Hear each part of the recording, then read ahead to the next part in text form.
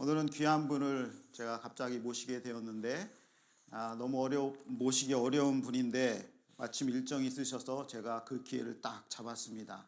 너무 은혜로운 목사님이고 인상도 좋으시고 성품도 좋으시고 저보다 뭐든지 나은 그런 귀한 분이십니다. 장규성 목사님이신데 조금 이따 설명을 좀 더 드리고 다음 페이지 보면 이제 우리 사모님 목사님도 좋아하지만 제가 사모님을 너무 좋아하는데 전경진 선교사님이십니다. 두 분 선교사님이시고 선교에 온전히 헌신하신 분이시고 사모님은 오래전에 선교사로 헌신하셔서 지금까지 선교 일을 하고 계신데 아프리카 중에 아프리카 정말 사람들이 가기 싫어하는 북수단에서 선교하시고 헌신하신 귀한 사모님입니다.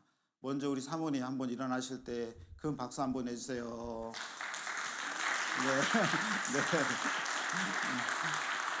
네, 네.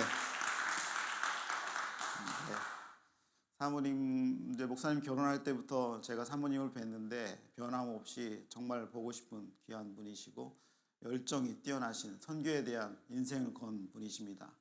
장규성 목사님은 저와 이렇게 친분이 좀 많이 있으시고 저랑 같이 공부하고 또 목회도 하고 그랬습니다. 열린문 장로교에 오랫동안 사역하시다가 또 선교사로 이렇게 파송을 이렇게 받으셨습니다. 특별히 선교에 대한 열정이 많으시는데 이 미주 지역을 교회를 돌아다니면서 선교를 동력화시키는 선교의 배터리를 채워주는 그래서 그 교회가 선교하는 분들이 일어날 수 있도록 이렇게 훈련시키고 또 격려하고 말씀을 전하고 그런 사역을 계속하고 계십니다. 그래서 우리 교회에 잠깐이나마 이렇게 모셨습니다. 원래는 풀로 이렇게 훈련을 받아야 되는 분인데 오늘 특별한 엑기스의 말씀을 이렇게 전해 주리라고 생각을 이렇게 합니다. 가십거리로 저 목사님이 저를 다 먹여 살렸습니다. 제가 집 없을 때 가가지고 먹으면 한 번도 내쫓지 않고 하루 종일 먹고 자고 해도 아무 말도 안 하고 그렇게 했던 귀한 성품이 좋으신 마음이 넓으신 목사님입니다.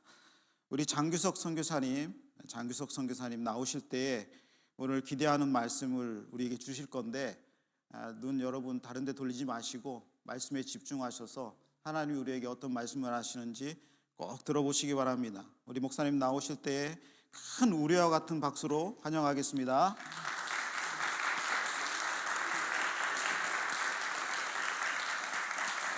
네.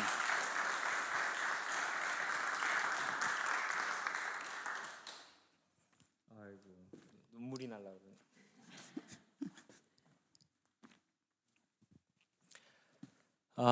할렐루야. 아멘. 네, 주님을 찬양합니다.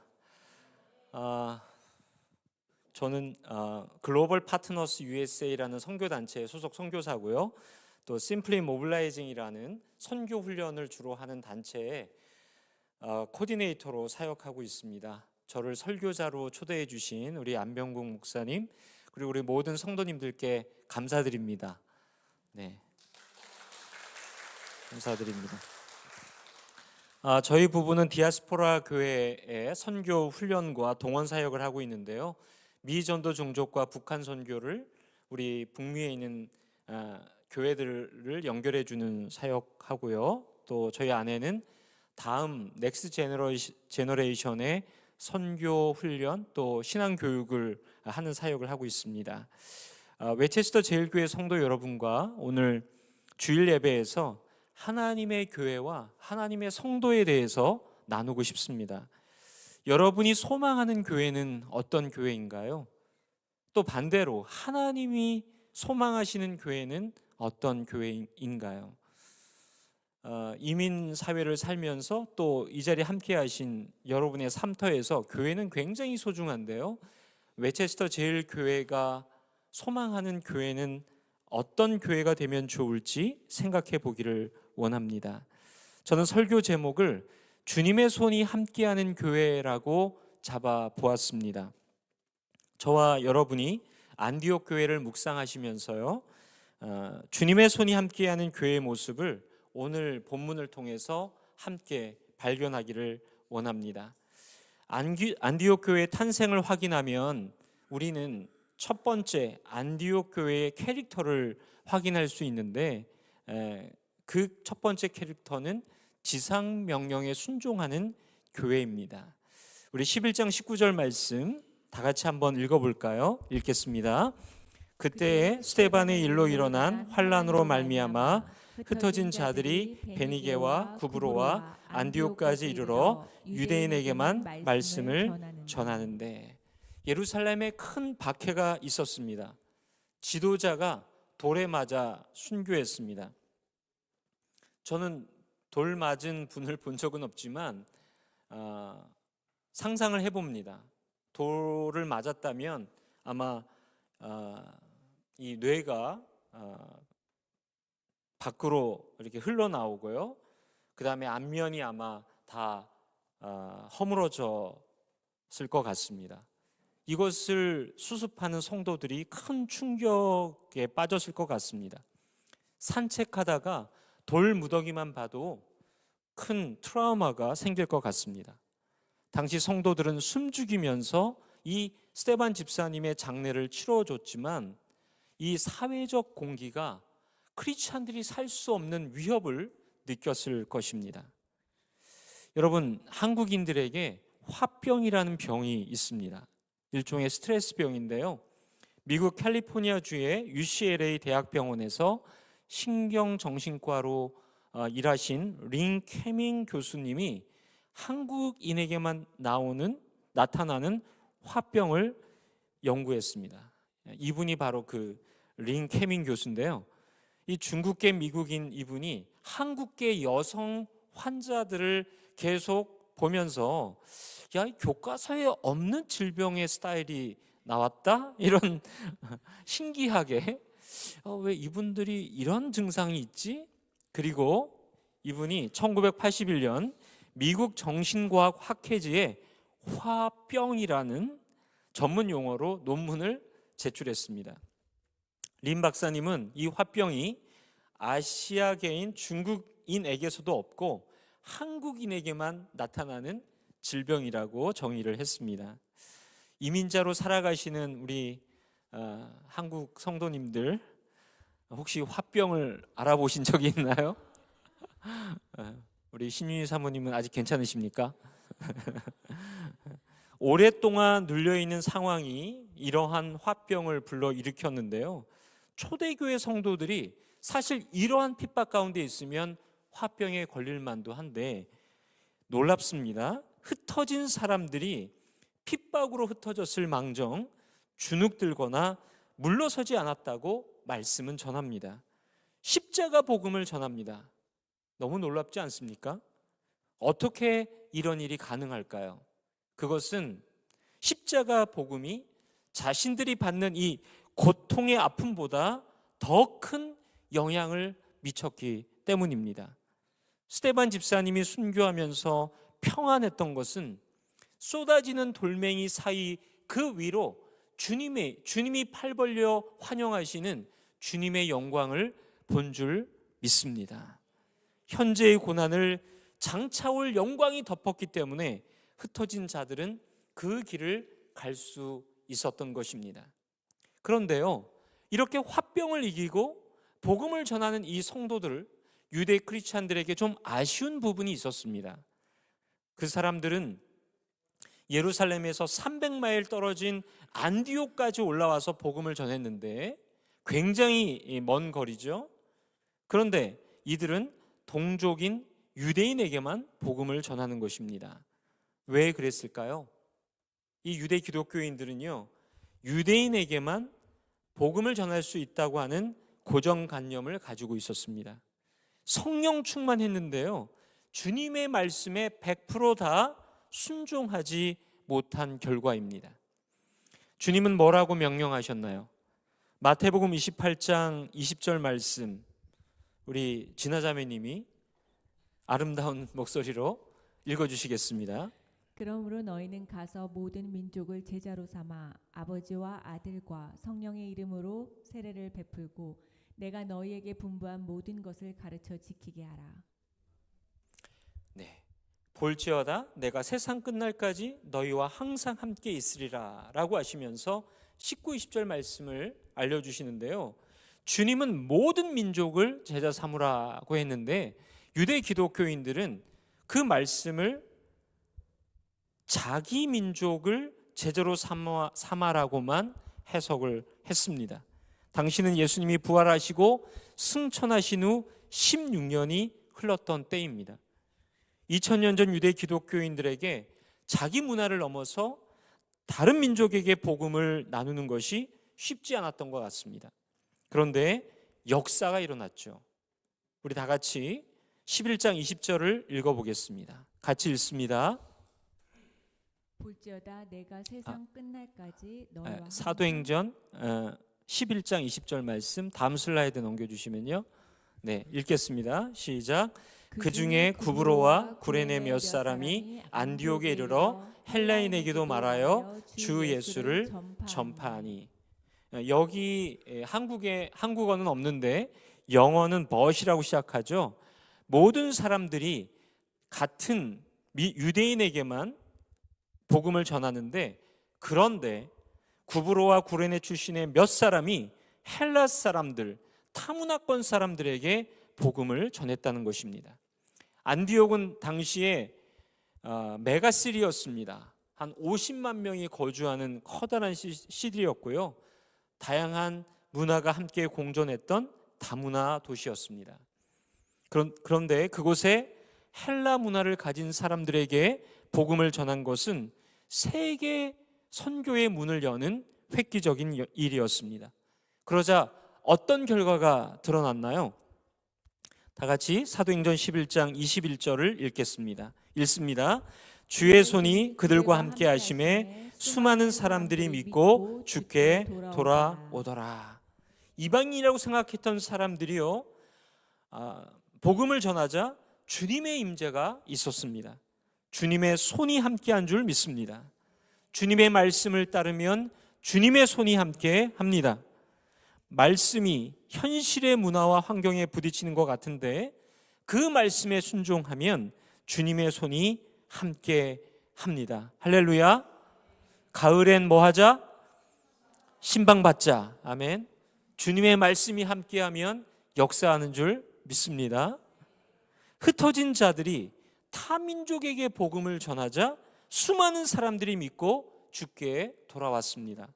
이것이 안디옥 교회의 첫 번째 특징입니다.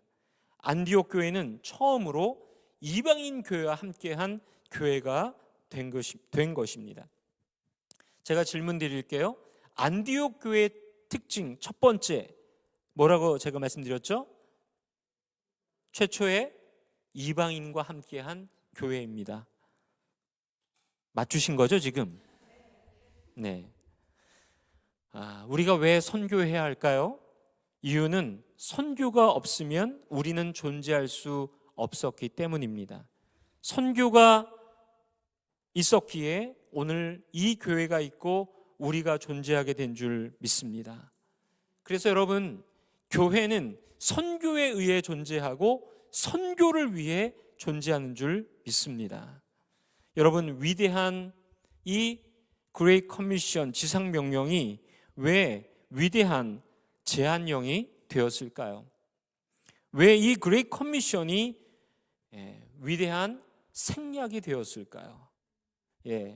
다음 슬라이드 보여주시면요. 여기 C만 빼니까 그레이트 오미션이 되었는데 주님의 그레이트 커미션을 교회들은 생략하고 있습니다. 여러분은 다 택한 백성이라고 부르셨는데 왜 우리 모두가 초전 피플이 프로즌 피플이 되었을까요? 보여주세요. 슬라이드. 이것은 사실 저의 이야기이기도 합니다.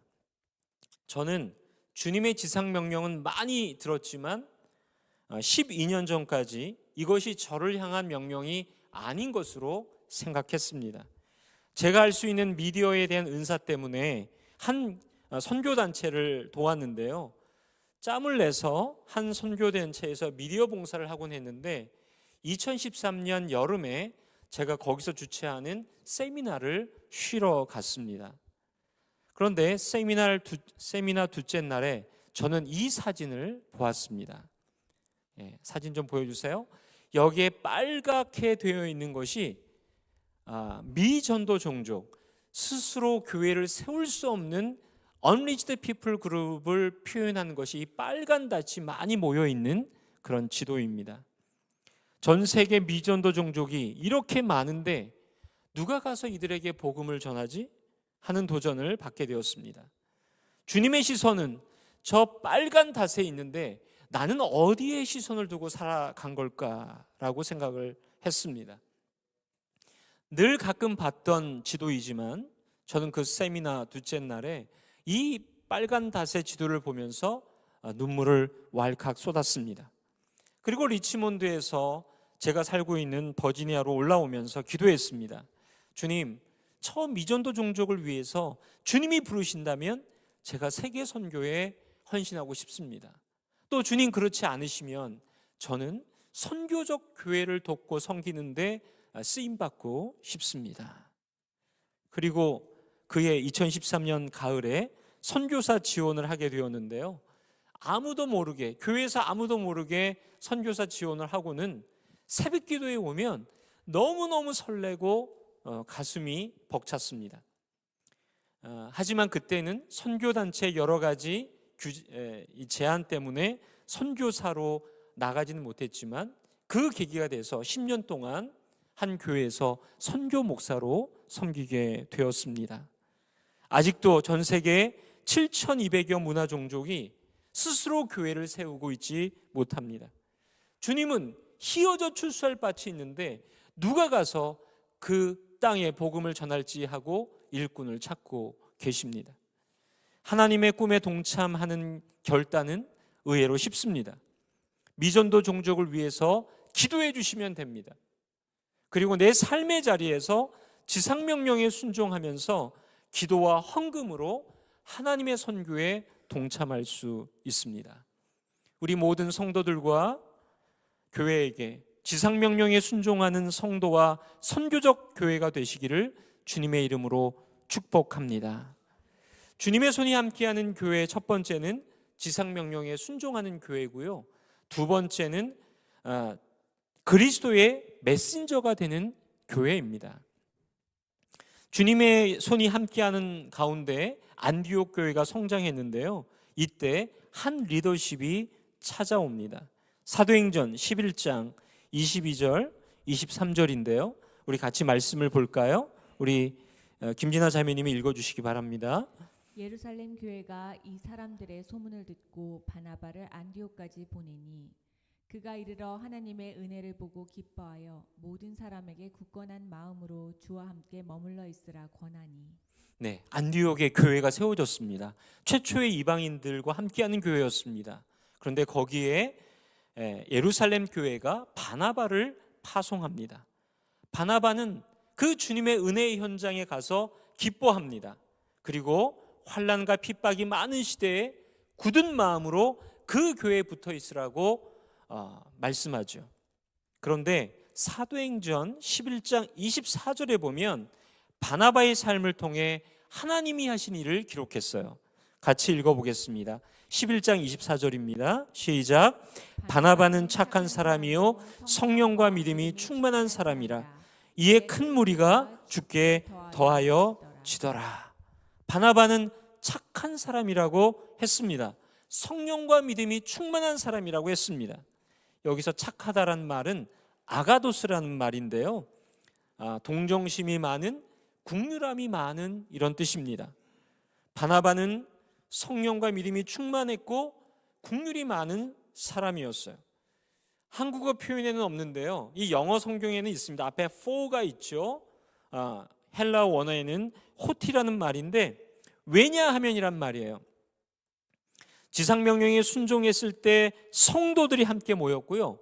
거기에 바나바라는 리더십이 가서 그 리더십 때문에 그래서 그 사람이 착하고 성령과 믿음이 충만해서 그래서 하나님의 사람이 더해졌다라는 말입니다.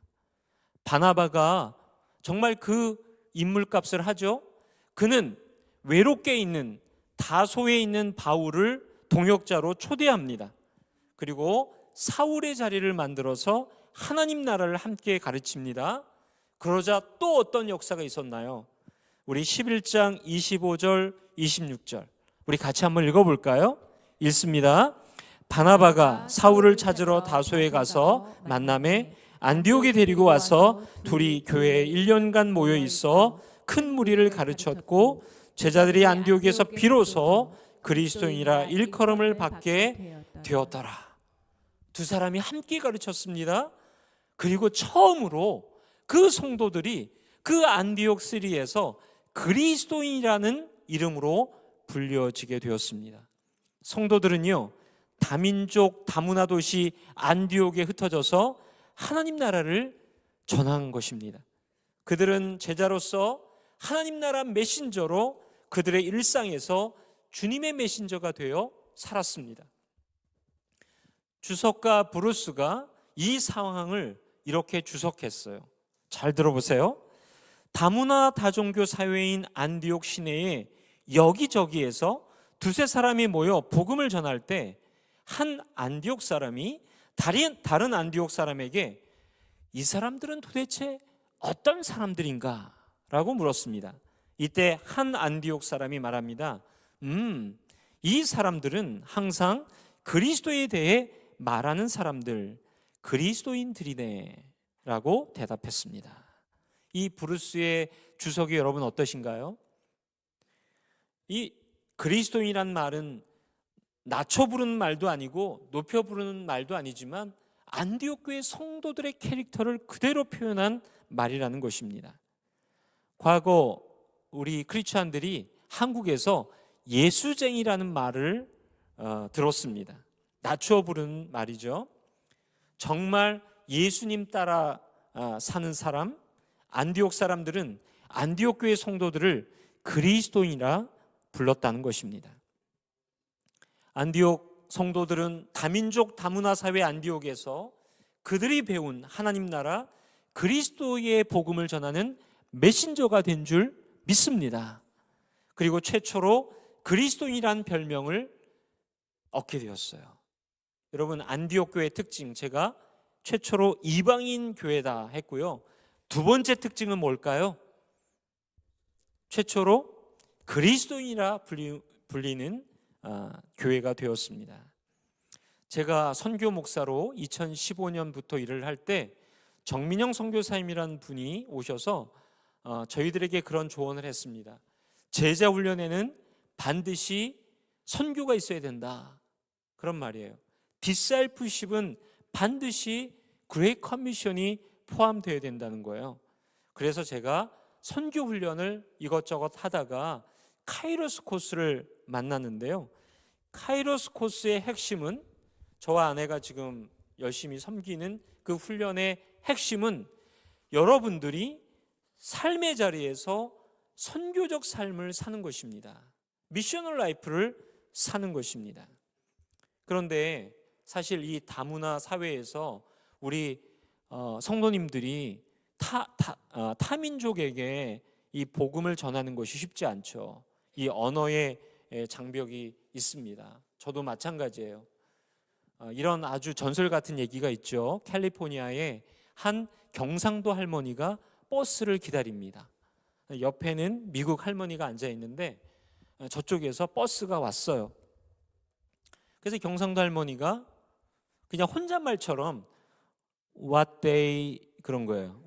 버스가 온다는 거예요. What day 그러니까 옆에 있던 미국 할머니가 자기한테 얘기한 줄 알고 Monday. Today is Monday. 딱 그런 거예요. 그랬더니 경상도 할머니가 우리 말을 알아듣네? 그러면서 뭐냐 그러니까 버스데이 그런 거예요. 버스가 온다고. 그러니까 또 이 미국 할머니가 Your birthday? Happy birthday to you. 예, 그랬다는 전설이 있습니다. 여러분, 우리가 언어의 장벽이 있어요. 네, 영어로 잘 복음을 전하지 못할 수도 있습니다. 그런데요, 제가 좋아하는 말이 있습니다. 우리 대화의 80%는 바디 랭귀지다. 아멘. 네, 눈빛과 미소로 우리는 커뮤니케이션 할 수 있습니다. 우리의 눈빛, 손짓, 몸으로 주님의 사랑을 보여줄 수 있습니다. 세계 선교는 바로 여러분의 자리에서 타민족 이웃에게 따뜻한 손을 내미는 그 일로부터 시작되는 줄 믿습니다. 우리가 사는 뉴욕, 뉴저지, 코네티컷, 맨하탄, 전 세계에서 많은 다민족들이 모여 사는 도시라고 합니다. 조사해 보니까요, 400개 민족 187개 언어가 쓰이고 있다고 합니다. 뉴욕에서요. 많은 언리치드 피플 그룹들이 이곳 가까이 이주에 살고 있다고 합니다. 우리에게 가까이 다가온 이웃에게 따뜻한 미소로 인사를 나눠보시기 바랍니다. 좋은 친구가 되어보시기 바랍니다. 저를 따라 할까요?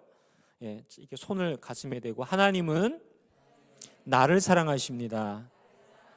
자, 하나님은 당신을 사랑하십니다. 저를 따라해 보세요. 하나님은 내가 미워하는 사람도 사랑하십니다. 하나님은 내 옆집 타민족 이웃을 사랑하십니다. 아멘이십니까? 인도, 소말리아, 이디오피아, 이란, 멕시코, 이집트, 요르단 등등 수많은 나라에서 온 복음이 필요한 이웃을 주님이 사랑하고 계십니다. 그 이웃들에게 하나님 나라 이야기, 여러분이 믿는 하나님의 이야기를 들려주십시오. 웨체스터 제일교회 성도들이 여러분이 사는 커뮤니티에서 참 그리스도인이라고 불려지는 복된 역사가 있기를 주님의 이름으로 축복합니다. 주님의 손이 함께하는 마지막 세 번째는요, 성령님이 일하는 교회입니다. 무명의 성도들이 선교에 순종했을 때 주님의 손이 함께했고요, 리더들의 착함과 성령과 믿음이 충만했을 때 그들의 도성에서 그리스도인이라는 칭찬을 받았습니다. 그리고요, 온 교회가 성령의 인도하심에 순종해서 선교사를 파송하는 교회가 되었습니다. 사도행전 13장 2절과 3절을 여러분 성경을 열어서 한번 보시기 바랍니다. 우리 같이 읽겠습니다. 시작. 주를 섬겨 금식할 때에 성령이 이르시되 내가 불러 시키는 일을 위하여 바나바와 사울을 따로 세우라 하시니 이에 금식하며 기도하고 두 사람에게 안수하여 보내니라. 여기서 금식하다는 말은요, 현재 분사인데 이들은 정기적으로 하나님을 경외하며 금식했습니다. 금식을 포함한 예배 시간에 그들은 성령님의 음성을 듣습니다. 그리고 바나바와 사울을 지목해서 선교사로 파송하기로 결정합니다. 바나바와 사울을 선교사로 파송하는 것은 성령님이시고요, 교회는 순종해서 그 일을 감당합니다. 그리고 교회가 후원합니다. 교회는 그들의 선교 여행에 따르는 재정적 부담을 함께 졌습니다. 그리고 이들은 희생하면서 파송했어요. 이것이 어떻게 가능합니까? 그것은 4절의 답이 나와 있어요. 4절 말씀 같이 읽겠습니다. 시작. 두 사람이 성령의 보내심을 받아 실루기에 내려가 거기서 배 타고 구브로에 가서, 여기서 두 사람을 보내시는 주체는 성령님이십니다. 성령님이 파송자임을 기억하기 위해서 성경은 이렇게 기록하고 있는 것입니다. 기꺼이 이들은 성령님의 역사에 동참합니다. 웨체스터 제일교회가 국내와 해외의 협력 선교사님들을 후원하고 기도하는 것을 제가 이 친교실에 가서 보았는데요, 왜 우리가 선교해야 할까요? 그것은 우리 민족이 미전도 종족이었을 때 복음을 받았기 때문에, 그것은 성령님이 가장 기뻐하는 일이었기 때문에 우리가 또한 순종해야 합니다. 우리의 한국, 과거 조선에 여러 루트의 선교의 손길이 있었는데요. 그 중에 한 스토리가 제가 살고 있는 버지니아, 메릴랜드에 있어요. 142년 전에 미국 워싱턴 DC에 처음으로 온 조선 사람들이 있습니다. 사진을 보여드리면요, 바로 견미사절단이라는 외교 방문단이었는데 민영익 대감을 비롯한 사람들이었습니다. 1883년 7월 15일에 제물포에서 배 타고요, 샌프란시스코에 왔습니다. 그리고 대륙횡단 열차를 타고 백악관까지 왔어요. 근데 올 때 뉴욕 유니언 스테이션 거쳐서 또 워싱턴 DC 유니언 스테이션 거쳐서 그렇게 화이트하우스에 인사를 하러 왔어요. 그런데 그 대륙횡단 열차 안에서 한 목사님이 이 어색하고 낯선 사람들을 보았습니다. 그분의 이름은 가우처 목사님인데요, 볼티모어에 있는 연합감리교회 목사님이셨어요. 이분은 세계 선교에 관심이 많은 분이었습니다. 지금도 이 교회가 있어요. 지금의 이름은 러블리 레인 교회예요. 저는 성도들을 데리고 이 교회에 필드 트립을 가곤 했습니다. 교회 보면요, 그 목사님의 부조가 이렇게 붙어 있어요. 다음 사진 한번 보여주세요. 이 교회가 바로 지금의 러블리 레인 교회예요. 다음 그림 보여주시면 이 목사님을 기념하는 부조가 이렇게 있는데 거기에 그리스도의 벗, 회중의 리더, 선교의 개척자, 이런 글이 써 있어요. 이 목사님이 이 민영익 대감과 견미사절단을 만나보고요, 자기 집으로 초대했습니다. 그리고 생각했어요. 이 조선에 선교사를 보낸다면 하나님께서 역사하실 것이다. 그리고 헌금 모금을 광고를 해요. 그래서 이 목사님도 큰 헌금을 하고요, 심지어는 캘리포니아의 9살 소녀가 $9를 헌금합니다. 이 헌금이 모아서 보내진 사람이 바로 아펜젤러 선교사와 그의 아내입니다. 이분들이 파송을 받게 돼요. 이분들은 조선 땅에 와서 배제학당과 정동교회를 세웁니다. 조선어 성경을 번역합니다. 그리고 1902년 6월 11일에 조선어 번역 사역을 위해서 목포에서 배를 타고 가다가요, 목포로 가는 여행에서 배가 화물선과 충돌해서 그만 배가 파손됐고요, 거기에 타고 있던 2명의 조선 여학생을 구하려다가 이 아펜젤러 선교사님이 돌아가십니다. 시체를 찾지 못했어요. 그래서 양화진에 묻히지 못했습니다. 아펜젤러 선교사님은 순교했지만 그의 장녀 앨리스는 이화 학교를 세우기 위해서 헌신했어요. 가족 사진 좀 보여주세요. 그리고 그의 아들 헨리 다치 아펜젤라는 사진에 보는 대로 한 남학 형제가 있는데 12살이었어요. 아버지의 죽음 때문에 방황하는 청소년기를 보냈지만 조선 선교사로 헌신해서 다시 조선으로 와서 배제 중고등학교를 섬깁니다. 그리고 한국 전쟁 때 부산에서 구호 사역을 하다가 병이 들어 미국으로 귀국하게 되었고요. 1953년 12월 1일에 64세 나이로 죽게 되었는데 그가 유언을 이렇게 남겨요. 나를 한국 땅에 묻어주고 우리 아버지가 얼마나 조선을 사랑하였는지 조선 사람들이 알게 해 주십시오. 왜 그런 유언을 했을까요? 아버지가 바다에 빠지셔서 순교했기 때문에 시체가 없어서 선교사들의 무덤터인 양화진에 아버지 묘지가 없었기 때문입니다. 그래서 그의 시신이 양화진에 묻힐 때 아버지의 이름을 기념하는 기념 묘비를 세워달라고 한 것이죠. 여러분 보시는 이 사진은 지금도 양화진에 있는 아펜젤라 선교사와 헨리 다치 선교사의 묘비입니다. 이 민족에게 자유와 기쁨을 허락하소서. 제물포에 도착하면서 기도했던 아펜젤라 선교사의 기도가 응답이 되어서 조선 대한민국은 전 세계에 선교하는 나라가 되었습니다. 그리고 이곳까지 디아스포라 교회로서 또한 커뮤니티 교회로서 저와 여러분들이 함께 하나님의 선교를 섬기고 있는 줄 믿습니다. 성령님의 인도하심에 순종해서 가우처 목사님이 그 옆에 타고 있던 낯선 조선 사람들에게 말을 건 것이 인연이 되어서 아펜젤라 선교사를 보내게 된 것이죠. 성령님께서 이제 여러 성도님들에게도 감동을 주실 줄 믿습니다. 우리는 계속해서 선교의 주인 되시는 주님의 감동에 귀를 기울이고 마음을 열어서 순종해야 합니다. 배은망덕이란 말이 있어요. 은혜를 받았는데 은혜를 받지 않은 것처럼 입을 닦는 거, 배은망덕이라고 합니다.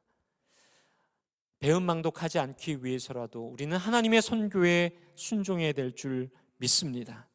저와 아내의 선교 동역의 캐치프레이즈는 함께 하나님의 선교에 동참하지 않겠습니까? 라는 캐치프레이즈예요. 근데 이것이 되기 위해서는 여러분, 하나님의 부르심에 순종하는, 성령님과 동역하는 역사가 있어야 될 줄 믿습니다. 제가 선교사로 파송될 때 선교사 서약을 하는데 이런 질문을 받았어요. 선교의 사명에 생명을 다하기까지 충성하기로 서약하십니까? 굉장히 무서운 서약 아니에요? 근데 제가 아멘이라고 대답했습니다. 오늘 하나님이 기뻐하시는 교회에 하나님이 기뻐하시는 성도로 서기를 위하는 여러 성도님들께 제가 질문 3가지를 드리고 싶습니다. 여러분, 아멘이라고 응답하시든지 아니면 속으로만 대답하실지, 주님 고민하겠습니다라고 할지 생각해 보세요. 초대교회에 흩어진 성도들처럼 받은 십자가 은혜에 압도되어 이 복된 소식을 타민족 이웃에게도 나누시겠습니까? 주님의 지상명령을 소중히 받들어 여러분의 커뮤니티에서 예수 닮은 그리스도인으로 사시겠습니까? 성령님이 선교의 주인이 되심을 믿고 선교사님들을 파송하고 후원하고 기도하시겠습니까? 이 귀한 약속과 또 여러분의 고백이 주님 앞에 올려지는 아름다운 예배 되기를 주님의 이름으로 축원드립니다.